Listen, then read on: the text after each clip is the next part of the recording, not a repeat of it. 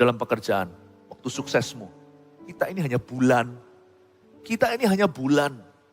Tuhanlah matahari sesungguhnya. Kita hanyalah pantulan. Jadi kalau kita sukses selalu berkata, ini semua karena Tuhan. Pakai platform suksesmu itu untuk menceritakan pada orang how good the Lord is. God is good all the time. Ceritakan sama mereka bagaimana baiknya Tuhan. Bukan sebagai sok-sokan, orang-orang yang suka sok rohani, ya dikit-dikit puji Tuhan, tetapi nggak enak gitu loh. Itu cuman buat entah candaan atau munafik sekali perkataan. Tapi kalau kita bisa menceritakan sungguhan kenapa puji Tuhan, orang akan lihat, oh iya, Tuhanmu baik. Alihkan perhatian ke Kristus, bukan ke dirimu.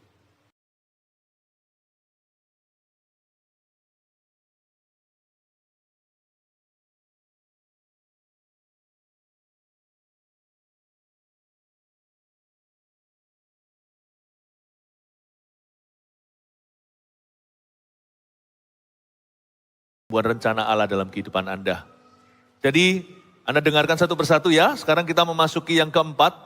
Seorang yang mengenal panggilannya. Buka bersama dengan saya di Efesus pasal 3. Efesus adalah sebuah kota besar zaman dulu, metropolitan.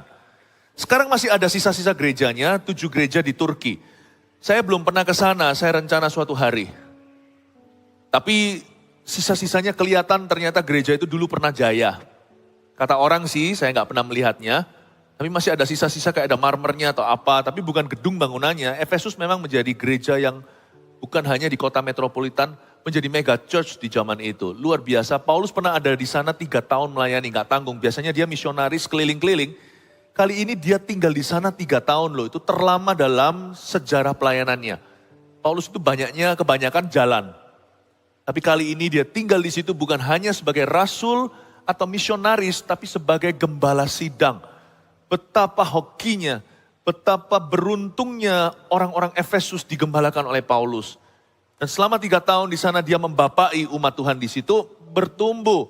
Gereja Efesus ini juga luar biasa. Pertama kali sepanjang sejarah gereja, untuk pertama kalinya di antara gereja mula-mula, gereja itu keluar dari zona nyaman. Dari sinagoga. Sinagoga itu apa? Sinagoga adalah tempat ibadah Yahudi untuk beberapa kakak. Kira-kira 7-10 kepala keluarga bisa kumpul jadi satu, disitulah ada ruang ibadah. Karena mereka nggak ada bait Allah kan, sudah runtuh karena perang. Jadi Efesus ini pertama kalinya dari sinagoga buat Yahudi atau yang non-Yahudi biasanya hanya di rumah-rumah. Dulu belum ada gedung gereja lonceng apa seperti gereja zaman-zaman kuno itu bangunannya. Dengan kaca-kaca yang mosaik itu, yang warna-warni, ada gambar cerita Alkitab. Belum ada yang gituan, itu masih nanti beberapa ratus tahun kemudian. Dulu kalau gereja-gereja non-Yahudinya di luar Yerusalem terutama, itu mereka itu beribadahnya di rumah-rumah. Tapi Paulus itu berani loh, visionaris dia. Dia bawa gereja dari yang namanya sinagoga untuk Yahudi dan rumah-rumah untuk orang Yunani. Dia bawa masuk ke ruang universitas, sebuah auditorium. Gak pernah terjadi sebelumnya. Itu namanya Tiranus kalau kita baca di Kisah Para Rasul. Dia bawa ke sana, bukan karena sok-sokan. Karena memang mereka itu bercampur baur dengan orang-orang di sinagoga itu toxic relationship. Hubungannya itu sangat-sangat meracuni. Karena orang-orang Yahudi itu selalu memberitakan, Yesus gak cukup, Yesus gak cukup. Yesus plus Musa, roh agamawi. Harus disunat kalau mau masuk ke dalam kerajaan sorga. Sunat daging atau sunat lahiriah itu percuma kalau hatinya tetap jahat. Jadi yang Paulus ajari mereka lewat Injil adalah roh pertobatan, bukan sunatan. Jadi Paulus membawa mereka keluar ke sebuah ruang Tiranus. Jadi waktu itu Paulus sangat visionaris, belum pernah ada sebelumnya sejak zaman Abraham, sejak zaman Musa, gak ada sejak zaman Yosua, Raja Daud. Di kemah tenda pernah, tetapi dia bawa itu ke auditorium, bayangkan. Gereja di mall juga gak ada zaman itu, gak ada mall soalnya. Jadi luar biasa ya, supaya kita mengerti supaya kita memahami kitab Efesus latar belakangnya, kita tahu bahwa Paulus ini orang yang sangat secure. Dia ini bukan tipe orang yang suka meniru-niru, ngikut-ngikut orang lain. Dia tanya Tuhan. Dan hatinya aman. Dia tahu apa yang boleh berubah, apa yang tidak boleh diubah. Paulus tidak mengubah keyakinan iman. Paulus tidak mengubah DNA hukum Allah. Paulus hanya ubah strateginya. Dan belum ada orang sebelumnya. Dia bisa berani melangkah. Berarti orang ini memang bukan hanya visionaris bisa melihat ke depan. Dia ini lebih modern daripada orang-orang sebayanya. Zaman itu belum ada satu rasul yang seberani ini. Seinovatif ini. Berarti Paulus itu memang tahu panggilannya. Dia tahu bahwa tugas utamanya adalah menggembalakan orang-orang non-Yahudi. Karena Paulus adalah rasul kepada bangsa-bangsa. Sama orang Israel sendiri dia ditolakin. Tapi Petrus gak bisa sejauh itu. Paulus itu sampai Roma, bawa Injil ke orang Itali, hingga beritakan firman sampai ke Spanyol juga. Dalam sejarah tidak ditulis di Alkitab, namun di dalam surat Roma dituliskan bahwa aku ingin dalam perjalananku ke Spanyol mengunjungimu. Ini orang lebih jauh. Tapi saya ingin kita untuk mengerti bahwa seorang yang mengenal panggilan Tuhan atas hidupnya, dia gak akan ikut-ikutan. Dia akan dengar-dengaran. Dia akan dengar-dengaran dengan Tuhan.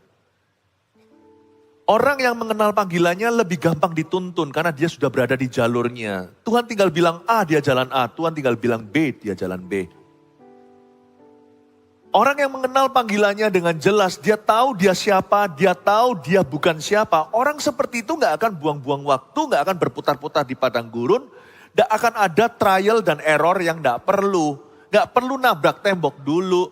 Orang seperti itu sudah ngerti blueprintnya. Sudah punya rancangan di dalam hatinya. Orang seperti itu sudah tahu jalur hidupnya. Dia gak akan iri sama orang yang punya lebih. Dia gak akan sombong dibandingkan dengan orang yang kurang. Dia gak akan minder, dia gak akan tinggi hati. Dia persis berada di tempat di mana Tuhan memanggilnya dan dia berbuah lebat. Dan kalau Tuhan memberi dia strategi baru, dia gak takut untuk mencoba. Dia gak berkata, tapi orang lain belum ada satupun yang mencobanya. Dia tetap jalan. Karena dia tahu apa yang berkenan pada Tuhan. Dia tahu apa yang adalah kehendak Tuhan, apa yang bukan. Dia gak boleh mengubah Injil. Injil tetap sama, 10 perintah Allah dia tidak gubah. Tidak di otak-atik, ada perintah Allah ke-11. Paulus tahu mana yang jangan di otak-atik. Tapi dia mengerti strategi. Kalau yang ini gak perlu aku ikut-ikutan. Saya gak apa-apa kok jadi yang pertama kali mencobanya. Dan orang seperti ini punya hikmat. Seorang yang mengenal panggilannya. Tapi saya gak mau ajak Anda lihat strateginya dulu. Saya ingin Anda mengintip karakter Paulus. Seorang yang mengenal panggilannya itu kayak apa sih rasa amannya? Mari kita baca terlebih dahulu ayat 1 sampai 13. Itulah sebabnya aku ini Paulus orang yang dipenjarakan karena Kristus Yesus untuk kamu, orang-orang yang tidak mengenal Allah. Memang kamu telah mendengar tentang tugas penyelenggaraan kasih karunia Allah yang dipercayakan kepadaku karena kamu. Yaitu bagaimana rahasianya dinyatakan kepadaku dengan wahyu seperti yang telah kutulis di atas dengan singkat. Apabila kamu membacanya, kamu dapat mengetahui daripadanya pengertianku akan rahasia Kristus. Berhenti di sana dulu. Coba saya jelaskan satu persatu. Ayat 1, Petrus berkata begini. Ini rahasia panggilan orang-orang yang bukan Yahudi. Paulus menjelaskan kepada gereja di Efesus bahwa dia tahu, he knows what he was doing. Dia ngerti dia itu mau ngerjakan apa di tengah-tengah mereka. Itulah sebabnya aku ini Paulus orang yang dipenjarakan karena Kristus Yesus untuk kamu orang-orang yang tidak mengenal Allah. Ada 2 bagian dalam satu ayat. Pertama dia cerita kalau dia dalam penjara. Betul, surat Efesus ini adalah surat dari penjara. Paulus sedang berada di tahanan rumah di Roma. Jadi Paulus memang di dalam penjara. Kalau siang dia bisa bebas, malam hari dia harus diborgol. Satu tangan di dia, borgolnya di dia, satu tangan lagi borgolnya di tentara. Paulus itu nyewa rumah sendiri, Kisah Para Rasul pasal 28. Paulus itu sewa rental dengan uangnya sendiri, jadi dia terima orang-orang siang hari untuk ketemu, untuk konsultasi. Dia beritakan Injil sekaligus mengkonselingi. luar biasa ya. Dan salah satu yang dia tulis ketika dia di penjara rumah di Roma adalah surat kepada jemaat di Efesus yang dia tinggalkan. Yang dia pernah tinggal bersama dengan mereka 3 tahun lamanya. Sedangkan di Korintus dia pernah tinggal hanya 1,5 tahun saja. Paulus sangat cinta sama Efesus. Paulus itu milik banyak gereja, Paulus itu milik banyak bangsa. Nggak ada satu gereja yang bisa mengatakan dia milik kami. Banyak gereja itu menganggap dia bapak. Tapi kalau bisa disebut satu sidang yang dia adalah gembalanya, sungguh tenan, sungguhan. Yang jadi gembala sidang, kalau Paulus bisa menjadi gembala sidang di satu tempat, maka Efesuslah jemaatnya. Paulus sangat cinta sama mereka.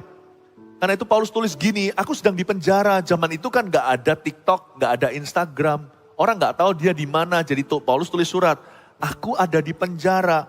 Itulah sebabnya aku ini Paulus orang yang dipenjarakan. Kalau berhenti di situ, semua orang berkata, oh pastor, kasihan pastor. Menangis semua, tapi Paulus itu karena orangnya aman sama Tuhan, dia tahu dia ini dipanggil untuk apa, dia gak suka dibelas kasihani. Orang yang aman dengan panggilannya tidak akan menarik perhatian ke dirinya. Karena dia sedang OTW, on the way, dia sedang berbuat sesuatu, malah justru kalau orang terlalu banyak perhatikan ke dirinya, malah jadi halangan dan rintangan dalam hubungannya dengan Tuhan. Tuhan itu maha cemburu loh. Dia bisa cemburu loh kalau orang terlalu banyak mikirkan kita, sekalipun kita gembala sidang, sekalipun kita adalah pastornya, sekalipun kita adalah leadernya, sekalipun kita adalah suaminya, sekalipun kita adalah papanya. You are not the lakon.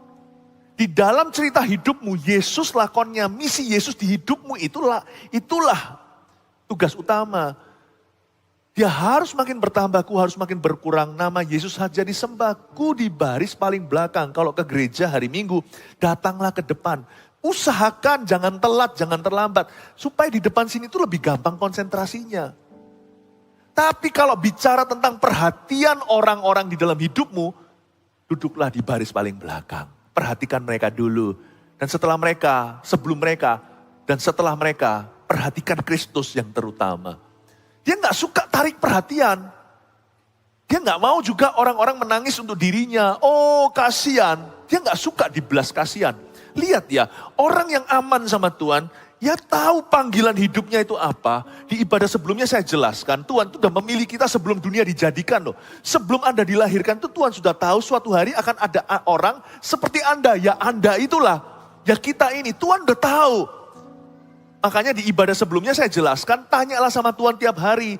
Jangan hanya minta berkat, minta pertolongan, minta penghiburan. Tanya sama Tuhan, why am I here? Kenapa aku ada di dunia ini? Kenapa? Tanya sama Tuhan. Karena kita tidak pernah diselamatkan untuk sia-sia.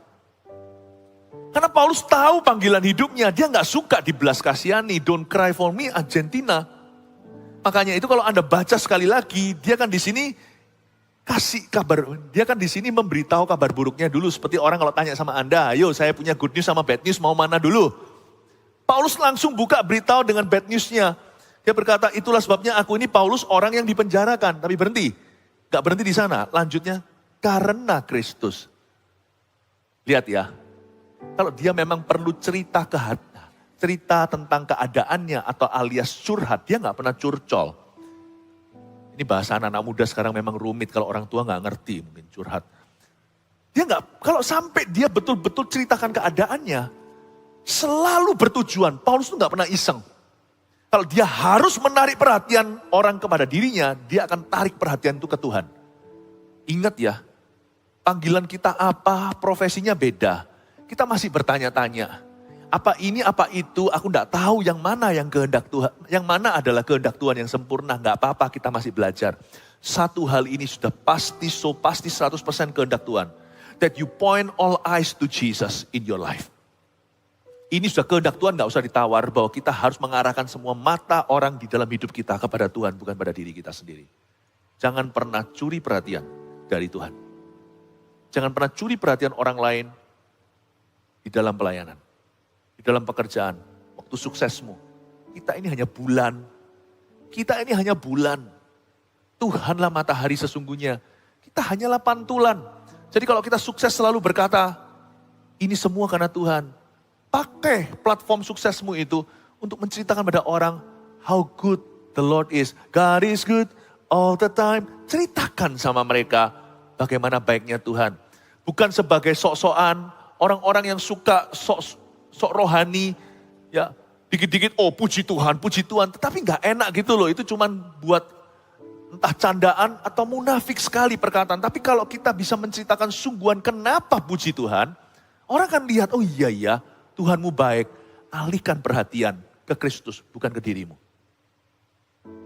Demikian pula saya tidak akan, kalau lagi misalkan ada gawean atau ada urusan, atau misalkan, saya masih ingat kok, waktu saya sakit lutut aja sekarang saya bisa cerita karena udah lewat. Waktu saya sakit itu saya usahakan sembunyikan dari Anda loh. Bukan gak tahu, leader-leader pada tahu dan mendoakan. Jemaat juga tahu lah waktu kaki saya bengkak, saya duduk begitu. Tapi kan I don't talk about it. I don't talk about it. Karena posisi saya itu posisi high profile. Saya ngomong apa itu jadi bisikan. Nah kalau saya duduk di sini berapa bulan yang lalu, masih ingat gak setelah saya operasi? Lalu saya cerita tentang lutut saya. Wah, akhirnya orang, Tuhan nanti akan berkata, loh kok kamu cerita tentang lututmu, kok gak cerita tentang salibku? Enggak tuh, sekarang udah lewat aja. Saya duduk di sini, saya ngajarkan firman, ingat gak? Saya ajarkan satu-satu firman, saya tidak tarik perhatianmu kepada keadaanku. Tidak relevan buat dirimu. Cukup beberapa orang, asal ada 5 roti 2 ikan, ada 7 orang yang doakan saya, udah cukup samping keluarga dan beberapa leader aja. Jangan tarik perhatian pada dirimu. Merit, ulang tahun, jangan tarik perhatian ke diri Anda. It's never about you. Ministry is never about your family. Pelayanan bukan tentang keluargamu. Kepemimpinanmu itu bukan tentang dirimu, kau hamba di dalamnya. Apapun juga. Anniversary, apapun juga. Berapa kali saya dan istri saya bisa terselipkan, padahal saya adalah public figure. Udah lewat ini, Agustus kemarin, wedding anniversary kami. Kita diam-diam cuma ada beberapa yang tahu. Karena semua orang sibuk, it's never about us. Paham maksud saya Bapak Ibu Saudara? Karena sekarang tuh zamannya apa? Sekarang tuh zaman semua orang mau eksis, semua orang mau bikin konten. Hati-hati loh, Tuhan tuh bisa cemburu loh. Since when? Sejak kapan? Hidupmu tuh tentang dirimu. Since when? Dia harus makin bertambah. Ku harus makin berkurang. Kejayaan seseorang di hati Tuhan itu tergantung siapa yang mau duduk di baris paling belakang. Biasanya orang seperti itu, urapannya akan menjadi-jadi. Bapak Ibu Saudara, kalau Anda mau dipromosikan oleh Tuhan dalam pekerjaanmu, dalam pelayanan or whatever, harus terapkan ini, don't cry for me Argentina, even when I have a reason for you to cry for. Meskipun saya kadang-kadang punya alasan untuk Anda tangisi, misalkan ini ceritanya, saya tetap tidak boleh tarik perhatian kepadaku. Karena kalau saya tarik perhatian apapun, saya akan tarik perhatian kepadamu. Untuk jemaat, untuk orang lain. Jemaat Mount Sharon harus punya nilai seperti itu. Itulah sebabnya aku ini Paulus, orang yang dipenjarakan karena Kristus. Dia beritahu, jangan lihat ke penjaraku, aku cuma cerita sama kamu. Aku ini dipenjara waktu nulis ini. Karena kamu keluargaku, ini kan jemaatnya. Efesus itu dekat sama Paulus. Efesus itu bukan cuma wilayah kerasulannya. Efesus itu adalah jemaatnya. Paulus bukan hanya rasul saja di sana. Paulus bukan hanya misionaris. Paulus itu gembala sidang. Kalau tempat lain mereka berkata apostle, Mr. Apostle. Di sini mereka panggil dia pastor. Paulus berkata, aku di penjara karena Kristus. Enough about me. Don't feel sorry for me. Cukup tentang aku. Gak usah kalian merasa kasihan. Gimana? Gak perlu. Lalu dilanjutkan.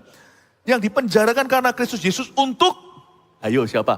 Kamu, lihat itu arahnya kemana. Untuk kamu, orang-orang yang tidak mengenal Allah atau orang-orang non-Yahudi Gentiles bahasa Inggrisnya. Dia berkata, ini intinya, aku ngalami ini supaya kamu maju. Orang-orang yang belum mengenal Allah, non-Yahudi. Gimana CG-nya? Dia tanya, gimana CG-nya selama tidak ada aku ini gimana? Kalian baik ya? Oh ya sekarang siapa pemimpinnya? Sekarang bergulirlah pembicaraan lewat surat itu seolah-olah kalau ada telepon pasti Paulus sudah on the phone. Dan cerita akhirnya mereka nggak bicarakan tentang kepenjaraannya. Mereka berbicara keadaannya, iya Pak Paulus begini, gini, kami ada isu begini, ada isu begitu. Menurut Anda gimana? Kalau Anda manajer yang baik di tempat kerja, Anda orang Kristen, Anda tidak datang ke sana, tarik perhatian pada dirimu, dengan demikian melemahkan organisasi dan bisnismu. Perhatikan orang yang Anda pimpin. Kalau Anda direktur, perhatikan manajermu. Kalau Anda manajer, perhatikan bawamu. Kalau Anda bukan manajer atau direktur, Anda punya pekerjaan yang sederhana, perhatikan orang di sebelah kanan kirinya. Itu adalah ujian Allah dalam hidupmu. Apakah kita menganggap mereka lebih penting dari kita? Kalau mereka yang sudah Kristen, sudah anak Tuhan, bagaimana kita jadi berkat buat mereka? Kan kita bahu-membahu bekerja. Dan kalau ada yang belum Kristen di sana, bukan anak Tuhan, Tuhan akan tanya, what have you done? Sudahkah Anda menabur kasih karunia, kasih Kristus kepadanya? Bukan memaksakan agama, sudahkah kau berusaha minimal mendoakan, tanya kayak ada sesuatu yang bisa didoakan, lihat cara. Kalau orang itu ada mau kan, ada jalan. Coba lihat, apakah dia kebetulan ada sesuatu yang kiranya Anda bisa doakan. Nanti kan Tuhan buat Anda peka dan melihat kesempatan. Waktu Anda doakan mungkin Tuhan jamah. See, it's always about people around you. Selalu tentang orang-orang di samping kiri kananmu. Inilah sifat seorang hamba Tuhan yang tulen. Dan seorang yang mengenal panggilannya dari Tuhan. Tidak perlu diperhatikan. Tidak perlu belas kasihan. Coba ngomong kanan kirinya, don't cry for me Argentina. Apa toh itu? Mungkin beberapa yang muda-muda gak ngerti itu lagu lama. Untuk kamu orang-orang yang tidak mengenal Allah, ayat 2. Memang kamu telah mendengar tentang aku, tentang tugas penyelenggaraan kasih karunia Allah. Yang dipercayakan kepadaku karena kamu.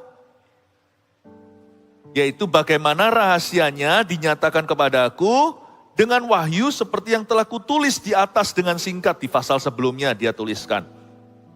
Ayat 2 Paulus berkata, hey guys, bro and sis, memang kamu telah mendengar tentang tugas penyelenggaraan kasih karunia Allah. Meskipun Paulus itu dipenjara di Roma, Italia, ini Turki. Jadi kalau dalam peta dunia, Turki itu masih adalah Turki adalah sebuah negara yang aneh sekali. Satu-satunya negara kali ya, yang benua Eropa dan Asia ketemu di satu negeri. Nah setelah itu dia pergi west, pergi ke arah barat. Dan semakin barat situ sampai ke Italia. Tapi Paulus gak sampai Prancis dan segalanya, berhenti di Italia, mati di Roma. Dan Paulus bawa Injil ke sana, tapi loh aneh, zaman belum ada internet, belum ada sosial media. Dengar tuh orang-orang apa yang Paulus lakukan, bagaimana Allah memakainya. Sungguhan, apapun yang Tuhan kerjakan dan lakukan dalam hidupmu, gak perlu promosi diri, Tuhan yang akan sebarkan. Kalau kita bisa ikut dengan Tuhan, dengan rendah hati di tempat tersembunyi, Tuhan akan broadcastkan apa yang Tuhan kerjakan di hidup kita. Itu Tuhan. Memang kamu telah mendengar tentang tugas penyelenggaraan kasih karunia Allah yang dipercayakan kepadaku karena kamu. Orang yang mengenal panggilannya tidak perlu untuk promosi diri. Jangan pernah ya, baik itu dalam dunia kerja, atau untuk membuktikan dirimu, atau untuk menjelaskan bahwa semua orang. Paulus itu mengalami pergumulan. Paulus ini beda dengan Petrus. Petrus memang mengalami aniaya, tetapi di dalam gereja dia dielukan. Petrus, Yohanes, Yakobus sudah mati. Anak-anak Zebedius. Ini semua adalah rasul-rasul anak domba Allah. Kan mereka semua terima Yesus. Jadi mereka ini diagungkan, Petrus semuanya. Makanya itu Petrus tidak perlu lagi mendapat pengakuan. Paulus beda. Paulus itu yang lahir bungsu, dulu penganiaya jemaat. Bahkan ada perdebatan di antara ahli-ahli teologi, seharusnya yang menggantikan posisi Yudas sebagai Rasul 12 itu Paulus. Tapi waktu di Kisah Rasul pasal 1, Petrus terburu-buru. Nah ini adalah salah satu pendirian. Ahli teologi sama-sama membicarakan. Ada yang berkata Paulus itu tidak termasuk 12 rasul anak domba. Tapi ada yang berkata Paulus itu termasuk. Harusnya Petrus tidak memilih Matias. Matias dipilih dengan dadu. Dipilih dengan undian. Tapi tetap ya Tuhan hargai semuanya karena ini tidak prinsip-prinsip benar. Gak usah debat kalau sesuatu yang tidak prinsip. Oke-oke aja, buktinya Matias dipilih pakai dadu tuh diundi. Terbukti dalam sejarah, Matias itu menjadi seorang hamba Tuhan yang diurapi, menjadi seorang martir di sebuah negara di luar negeri. Matias menjadi benih kebangunan rohani di sebuah negara. Tapi Paulus, mungkinkah dia itu rasul ke-13? Enggak termasuk 12 itu, rasul luaran. Atau rasul yang ke-12? Enggak pernah ada jawaban. Jadi Paulus itu dari dulu agak sulit mendapat pengakuan. Petrus semua siapa enggak tahu Kefas. Siapa enggak tahu Kefas? Tapi kalau Paulus dia harus bawa laporan kemenangan. Dari Antioquia dia bawa ke Yerusalem, dia setel semuanya. Ini bukan LED ya, tapi lewat cerita, dia cerita. Baru setelah itu shake hand, salam-salaman, tabik-tabikan dengan Kefas, dengan Yakobus. Siapa nggak tahu Yakobus? Yakobus itu yang menulis surat Yakobus, bukan anak Zebedeus. Yakobus yang menulis surat Yakobus di Alkitab kita itu Ibrani Yakobus. Itu adalah adiknya Yesus Kristus. Itu anak hasil pernikahan Ibu Maria dengan Bapak Yusuf. Yusuf dan Maria. Kalau Yesus kan tidak lahir dari sperma, tapi dari kandungan mama. Tapi kalau Paulus perlu pengakuan, sulit dia. Untuk dia menjelaskan, coba lihat dalam surat-suratnya. Petrus enggak, saya Kefas sudah gitu aja lah. Enggak terlalu gimana. Paulus selalu tulis dulu, Rasul Yesus Kristus pada bangsa-bangsa, bla bla bla, oleh kehendak Allah. Yang menerima pewahyuan ini dari Tuhan, dia harus menjelaskan diri, bukan promosi. Dia tulis itu kepada gereja-gereja yang dia dirikan. Coba saya ajak Anda mencerna. Kesulitan jadi seorang Paulus. Paulus itu baru tenar setelah mati. Menurut saya malahan sekarang ya kalau saya boleh pilih ya, saya bisa interview 1 jam. Ini cuman omong kosong nih, gak mungkin terjadi karena dalam Kristen tidak ada reinkarnasi. Gak boleh ngomong-ngomong sama orang mati. Mereka kan sudah meninggal dunia. Kalau saya boleh interview, saya pilih interview Paulus dulu daripada Petrus. Paulus itu menjadi kesayangan gereja-gereja non-Yahudi seperti kita. Karena dia punya hati untuk kita. Paulus itu baru tenar nanti. Semua orang sekarang gak ada yang ragu dia itu adalah rasul. Jadi ngerti sekarang ya. Ayat 2 ini, Paulus ngomongnya nyantai. Memang kamu semua kan sudah mendengar tugas penyelenggaraan kasih karunia Allah yang dipercayakan kepadaku karena kamu. Dia gak membela kerasulannya, cuma 1 ayat aja. Dia berkata, kamu sudah dengar lah, gak usah cerita. Ini Bapak Ibu, if God calls you to do something, kalau Tuhan memanggilmu melakukan sesuatu, you don't have to explain yourself. Gak perlu menjelaskan diri sendiri. Apalagi promosi diri, jangan jadi orang kayak begitu. Gak usah. Kalau kita punya bisnis atau pekerjaan, lakukan aja sebaik-baiknya. Promosi itu datang dari Tuhan, gak usah demonstrasi segala. Nanti pasti akan diberi sama Tuhan Yesus. Misalnya dalam sebuah pekerjaan, kalau Anda punya produk sesuatu, Anda kerjakan sebaik mungkin. Ditambahkan servis yang excellent juga kalau bisa 5 star. Bintang 5 servisnya. Nanti lihat ya, promosi dari Tuhan. Tuhan yang akan kirim pelanggan. Tuhan yang akan mengindahkanmu dengan memberimu kemurahan dan kebajikan. Bukan hanya pengusaha, bukan hanya orang yang, termasuk orang yang bekerja. Tuhan tuh tahu bagaimana berbuat baik kepada orang-orang yang mengabdi kepadanya. Pada orang-orang yang setia, pada orang-orang yang rendah hati. Jangan promosi diri. Justru ketika tidak ada orang yang melihat, lakukan seolah-olah seperti ada orang yang melihat. Lakukan itu kalau memang itu sudah menjadi job deskripsimu, lakukan seolah-olah kau lakukan untuk Tuhan, bukan untuk manusia. Gak perlu kita promosi apa-apa. Selama kita bagus, barang bagus gak bisa disimpan lama-lama, cepat lambat akan jadi rebutan. Cepat lambat. Saya sebagai pengkhotbah, kita kan jalurnya beda. Saya bolak-balik loh di awal-awal pelayanan saya itu. Sampai sekarang masih ada insiden-insiden seperti itu. Saya masih ingat pernah sekali saya datang sebuah tempat, ini di luar negeri nih. Tapi waktu zaman sebelum saya dibawa Tuhan ke bangsa-bangsa. Tapi melewati waktu itu jalur pekerjaan yang kami lakukan. Saya ketemu dengan beberapa grup orang yang kebetulan orang Kristen dan mereka tahu saya ini sekolah Alkitab. Jadi belum seperti hari inilah ya, Tuhan angkat kita semua gereja, kita belum. Saya masih ingat kok saya datang ke sebuah pertemuan sama-sama dengan 1 orang. Jadi ada, ya itu miskomunikasi antara mereka sendiri, tapi saya jadi korban perasaan, paham maksud saya. Saya sudah datang pakai dasi, malu enggak? Udah bawa Alkitab saya. Datang sama-sama begitu, bosnya bukanlah, pendetanya gitulah ya. Bukan bosnya tapi pemimpinnya gitu, minta saya. Tapi ternyata kolonelnya gak mau. Kolonelnya sudah menjadwal dirinya, dia yang harus khotbah. Jadi di situ saya datang loh. Dalam hati, loh khotbah enggak nih, jadi enggak ngomong loh ya. Enggak lucu loh, saya sudah datang begitu pakai dasi, ternyata enggak. Bayangin loh, perasaan gua gimana. Naik ke atas itu disikat sama kolonelnya. Kolonelnya berkata, ya gini lah, kita itu mestinya harus mendengarkan gini, enggak perlu dari orang Indonesia, enggak perlu. Saya itu digituin, saya di sana. Semua orang masa enggak tahu. Saya pelan-pelan tanpa menarik perhatian, copot dasiku. Bolak-balik saya digituin. Tapi Tuhan bilang enggak usah, enggak apa-apa. Kalau kamu barang bagus, cepat lambat nanti akan antri. Enggak usah datang-datang, mau pelayanan saya. Mau pelayanan, enggak usah. Just keep preaching the word. 10 orang, 1 orang, mau 1000 orang, 1.000.000 orang, mau cuma 1 orang, setengah orang pun, orang yang setengah hati, orangnya 1 tapi hatinya setengah. Kabarkan Injil. Saya bolak-balik digituin. Sampai hari ini masih bisa? Masih kadang-kadang digituin orang. Mungkin tidak dalam skala yang sama, tapi skala yang besar. Oke lah ya. Tidak usah promosi diri, nggak usah tersinggungan jadi orang. Barang bagus, kalau memang bagus nggak bisa disimpan lama-lama. Barang jelek juga kalau disimpan lama-lama juga ketahuan. Nggak perlu promosi diri. Kalian kan sudah dengar, Paulus dulu nyantai, kalian kan sudah dengar kan tugas penyelenggaraanku? Ya sudah. Lanjut dia tulis surat untuk kebaikan mereka. I love this guy. Andai kata semua anak-anak Tuhan seperti ini kan nggak ada tukaran. Nggak ada konflik yang nggak perlu. Nggak ada insecurity atau perasaan tak aman. Tidak ada persaingan.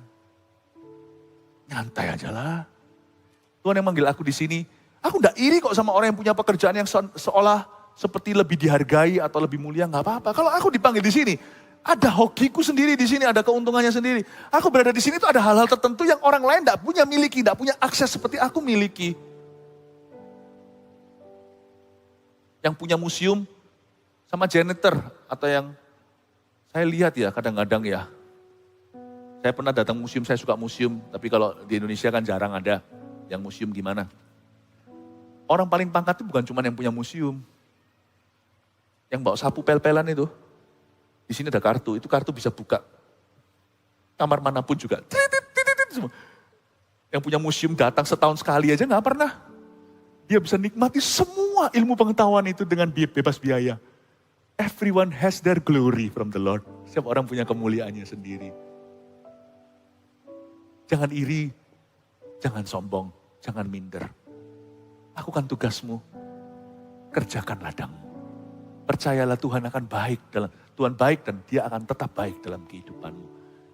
Orang yang mengenal panggilannya itu nyantai sekali. Saya suka sekali spiritnya Paulus ini.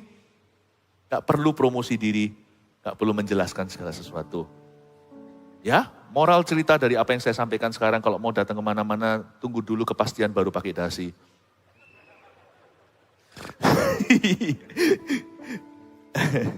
Tapi kalau saya ngucap syukur loh, karena saya dibuang di situ, jadi saya sekarang ada di sini. Kalau saya tidak dibuang, ada di sini. Yaitu bagaimana rahasianya dinyatakan kepadaku dengan wahyu, seperti yang telah kutulis di atas dengan singkat. Apabila kamu membacanya, kamu dapat mengetahui daripadanya pengertianku akan rahasia Kristus. Yang pada zaman angkatan-angkatan dahulu tidak diberitakan kepada anak-anak manusia, tetapi yang sekarang dinyatakan di dalam roh kepada rasul-rasul dan nabi-nabinya yang kudus. Yaitu bahwa orang-orang bukan Yahudi karena berita Injil turut menjadi ahli-ahli waris dan anggota-anggota tubuh dan peserta dalam janji yang diberikan dalam Kristus Yesus. Berhenti di sana, tak jelaskan karena ini enggak mudah untuk dimengerti kalau secara awam kita baca. Paulus bilang gini, penyelenggaraan tugasku itu adalah ada hubungan dengan orang-orang non-Yahudi. Yang pada zaman angkatan dulu, mereka itu tidak termasuk dalam perjanjian Allah Israel. Tapi sekarang dinyatakan dalam roh, garis bawah itu, dalam roh huruf besar, dalam Roh Kudus. Kepada rasul-rasul dan nabi-nabinya yang kudus. Apa toh? Pernyataan apa? Zaman sekarang kita biasa lihat gereja di Amerika, di Afrika, di Asia. Zaman dulu nggak ada. Zaman dulu orang itu, umat Tuhan, Israel ya khususnya, umat Tuhan perjanjian lama baru mentas ke perjanjian baru. Mereka percaya bahwa yang namanya Allah Israel itu eksklusif untuk Allah Israel, untuk Israel. Jadi the thought, ide bahwa nanti akan ada orang-orang yang menyembah Allah Israel dari bangsa-bangsa lain itu tidak pernah terpikirkan. Sebagaimana zaman dahulu orang belum punya televisi, tidak ngerti bahwa suatu hari kita bisa duduk di ruang tamu kita, lihat seluruh dunia. Itu kalau Anda ceritakan zaman dulu, orang berkata, you gila ya. Seorang hamba Tuhan pernah menubuatkan, Alexander Dowie, seorang hamba Tuhan yang dipakai Tuhan dengan kuasa, kira-kira di tahun, entah perbatasan 1800-1900-an, kalau saya salah maafkan, saya lupa tepat tanggalnya. Orang ini dipakai Tuhan dengan begitu dahsyat. Di zaman belum ada teknologi seperti hari ini, orang ini udah bisa menubuatkan sesuatu. Dia sebenarnya adalah seorang rasul yang punya karunia kenabian. Dia punya karunia prediksi yang cukup tajam. Tapi waktu itu dianggap orang menghayal. Dia pernah membawa mission trip zaman itu, nggak ada mission trip orang bawa ratus pun nggak ada, dia bawa ribuan waktu itu pergi ke kota besar mana saya lupa. Tapi di dalam cerita itu dia bawa dan tempat itu penuh sampai seperti di New York gitu, penuh sekali. Ini orang berkali-kali mau dibunuh nggak bisa.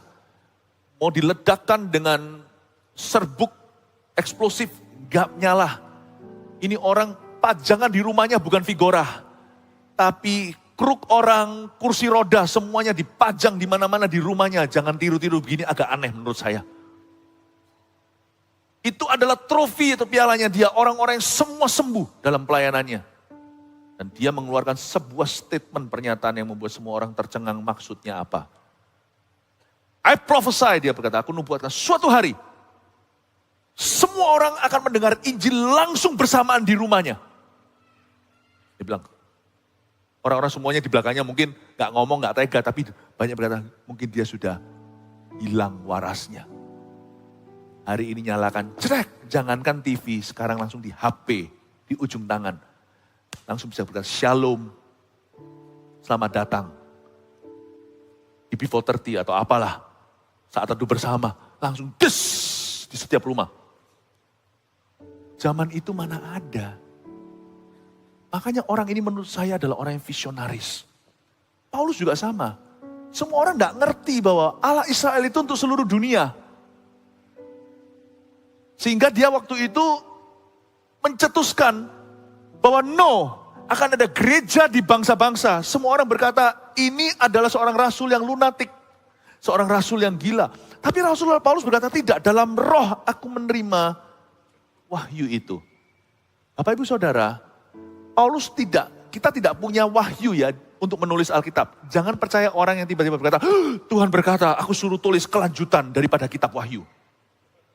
Jangan didengarkan, please jangan buka pintu, jangan angkat teleponnya. Gak usah dibalas WA-nya.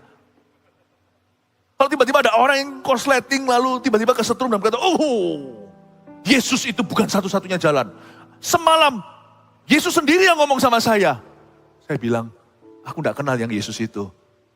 Karena Yesus yang ku kenal berkata, aku satu-satunya jalan. Kita gak punya wahyu untuk bisa mengubah apa kata Alkitab. Kita hanya bisa punya wahyu untuk memberi kita ide baru, kreativitas, strategi untuk melancarkan, melangsungkan, menggenapi apa yang sudah tertulis di dalam kitab suci. Paulus tidak mengubah patron gereja. Dia mengubah tempat pindah pertemuan mereka karena toksik dengan orang Yahudi. Dan Paulus mendapatkan sebuah pewahyuan bahwa bangsa-bangsa akan ada gereja-gereja. Gak pernah ada, Petrus pun gak terpikirkan. Mau tahu kapan Paulus terima wahyu itu?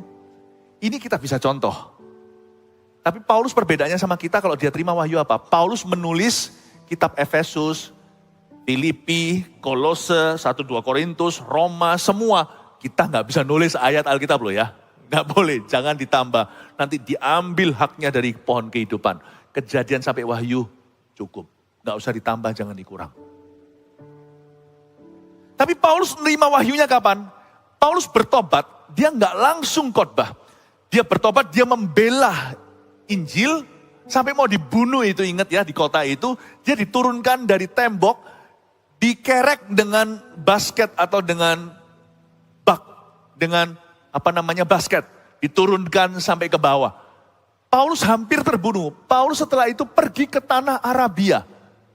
Di situ dia banyak di tempat Tuhan dan banyak berdoa. Bertahun-tahun di sana. Dan Paulus sebelum pergi sudah ditumpangi tangan sama satu orang namanya Ananias. Bukan Ananias dan Safira. Waktu Paulus ditumpangi tangan 3 hari kan. Dia itu kan jadi buta.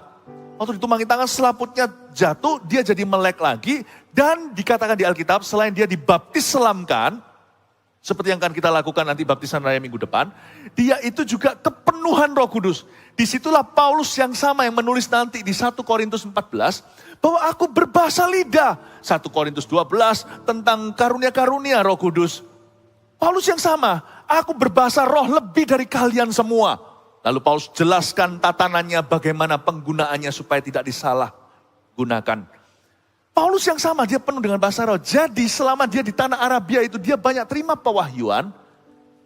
Itulah ruang doa kita. Kalau Anda dan saya mau semakin tajam dalam panggilan, mesti masuk ke tanah Arabiamu. Saya masuk ke tanah Arabia saya tiap pagi. Saya berbahasa roh. Karena wahyu itu diterima dalam roh. Ini bukan jadi orang yang ngeroh. Saya jelaskan di ibadah sebelumnya bedanya ngeroh. Oh nggak boleh. Kita itu harus menyembah Tuhan dan berjalan dengan Tuhan dalam roh dan kebenaran. Gimana caranya jadi tulus seperti merpati namun cerdik seperti ular. Itu ada imbangnya. Nanti dengarkan sendiri. Tetapi maksud saya di sini semua pewahyuan Tuhan tidak dalam daging. You cannot study for it. Anda bisa dapat S1 sarjana, dapat master pun percuma kalau tidak ada pewahyuan Allah. Tidak akan ada percepatan, tidak akan ada kuasa Allah yang bekerja di dalam whatever you do, apapun yang kau lakukan. Tetap kuncinya Tuhan letakkan di dengkul kita, di lutut kita. Yaitu ketika kita masuk ke hadirat Allah, makanya saat teduh itu penting sekali. Makanya kita harus punya hidup doa.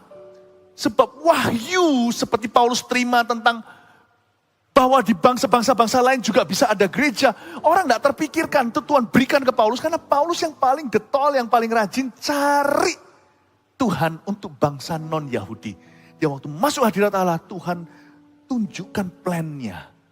Dan bahkan waktu Paulus mencatat di dalam ayat-ayat, di dalam surat-suratnya, kadang-kadang dia kutip perjanjian lama. Di situ dituliskan bahwa Paulus bisa menemukan dari ayat-ayat perjanjian lama, kata-kata janji Tuhan, bahwa bangsa-bangsa lain akan berbondong-bondong dan sebagainya. Hal-hal itu bisa bermunculan dalam pengajarannya. Karena Tuhan yang memberikan penerangan. Orang lain cuma lihat perjanjian lama.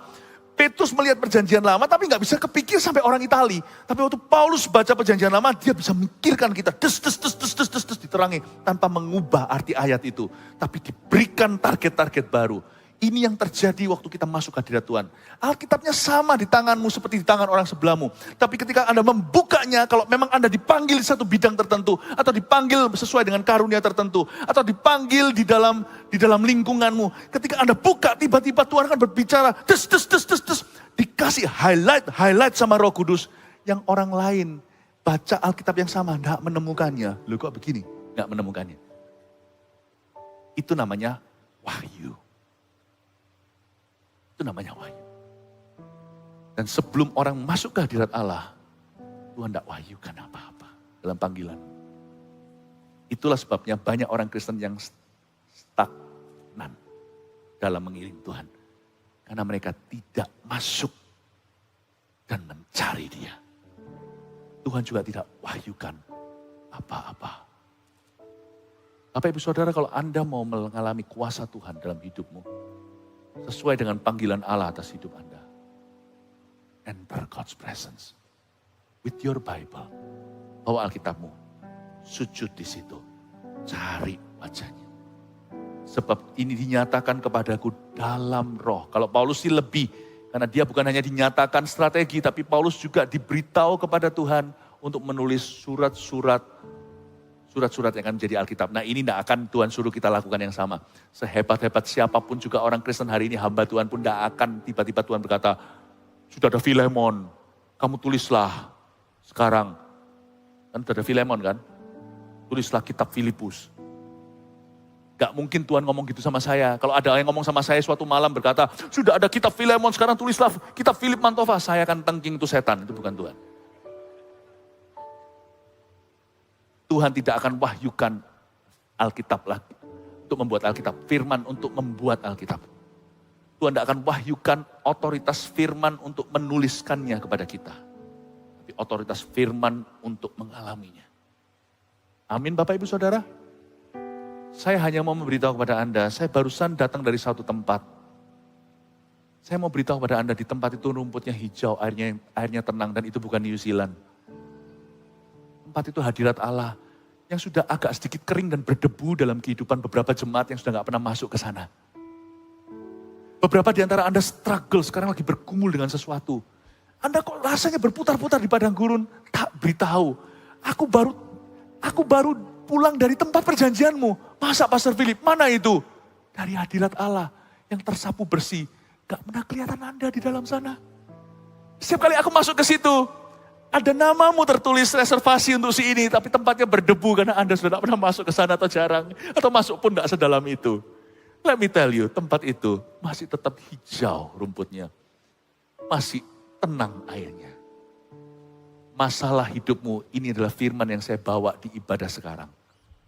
Jawabannya sudah di dalam nunggu dari tadi. Anda kira gak ada jawaban lagi. Salah. I just came from your.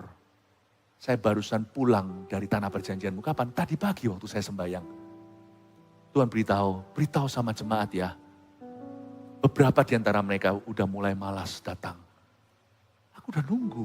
Jawabannya di sini. Tapi mereka struggle atau bergumul sendiri. Beritahu mereka ya. Kamu bentar lagi kan keluar dari hadirat ini, aku akan besertamu jalan. Nanti waktu kamu ngomong sama mereka, aku akan urapi kata-katamu. Beritahu sama mereka, kamu barusan kembali dari tanah perjanjian dan tanah jawaban mereka. Beritahu sama mereka, aku masih menunggu mereka di situ. Masuklah, Tuhan menantikan Anda. Ada jawaban. Puasalah kalau Anda sudah kedagingan. Puasa sekalian. Masuk ke hadirat Tuhan, luangkan waktu, biasanya langsung bangun tidurku terus mandi. Sekarang berdoa dulu. Mungkin tidak bisa 1 jam, terlalu lama, kelamaan, aku belum latihan. Orang kalau sudah lama gak fitness, tiba-tiba suruh push up 100 kali ya akan sakit semua. Atau gak mampu, mungkin pelan-pelan. Mungkin mulai dengan 15 menit setiap pagi, 21 pasal dulu. Anda baca, renungkan, nanti lihat ya. Loh. Kok situasi hidupku berubah gini ya? Gak langsung berubahnya itu 180 derajat.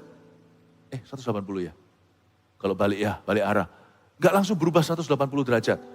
Tapi Anda mulai lihat, ini mulai berubah view-nya hidupku. Dulunya mengeluh, sekarang mulai ada kemenangan dalam rohku. Dalam roh Tuhan wahyukan.